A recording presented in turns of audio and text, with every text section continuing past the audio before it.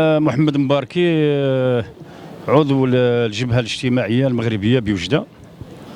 الجبهة الاجتماعية بوجدة تنظم هذه الوقفة في سياق التخليد العالمي لليوم الدولي للقضاء على الفقر، وهي وقفة تحت شعار الكرامة للجميع.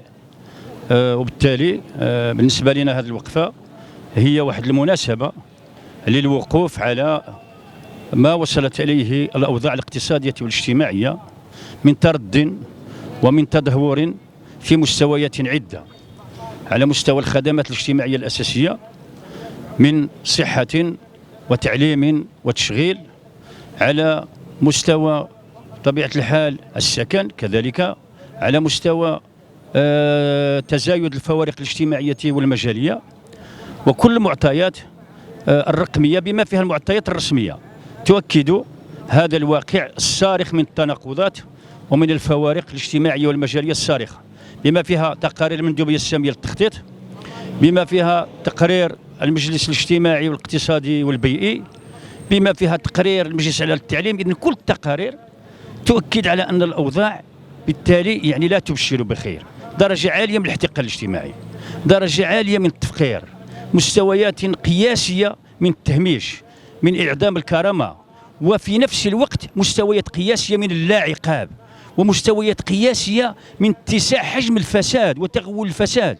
وهذه هي المفارقة التي لا نستغرب لها، ولكن يعني نعتبر بأنه لا نقبلها بتاتا. وبالتالي بالنسبة لنا هذه الوقفة هي لتوجيه رسالة واضحة مفادها أنه في ظل اتساع الفوارق وفي ظل تغول الفساد البلاد بكاملها تهددها أخطار، البلاد بكاملها يهددها المصير المجهول. وبالتالي بالنسبة لنا هذه مناسبة نجدد فيها النداء والمطالبة من المسؤولين إلى طبيعة الحال تحسين الخدمات الاجتماعية، إلى الاستجابة للحقوق الاقتصادية والاجتماعية لأوسع الجماهير الشعبية الكادحة، في الصحة، في التعليم، في التشغيل، وهي حقوق على كل حال دستورية ينص عليه الدستور.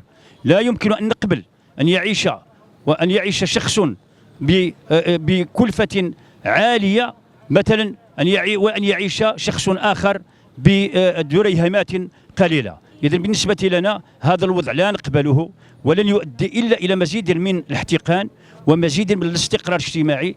وبالتالي نعتبر بأنه الواقع لا يرتفع، وأن السياسات العمومية للدولة يجب أن تتجه نحو الإنصاف الاجتماعي، نحو العدالة الاجتماعية، نحو تفعيل عدم الإفلات من العقاب في وجه كل المفسدين مهما عالت درجة انتماءاتهم المؤسساتية ومهما كان وضعهم السياسي على مستوى البنية المؤسساتي للدولة. إذا بالنسبة لنا هذه وقفة يعني رمزية نود بها أن نثير انتباه المسؤولين إلى هذا الواقع المزري، هذا الواقع الذي لن يؤدي السكوت عليه إلا إلى ما لا تحمد عقباه.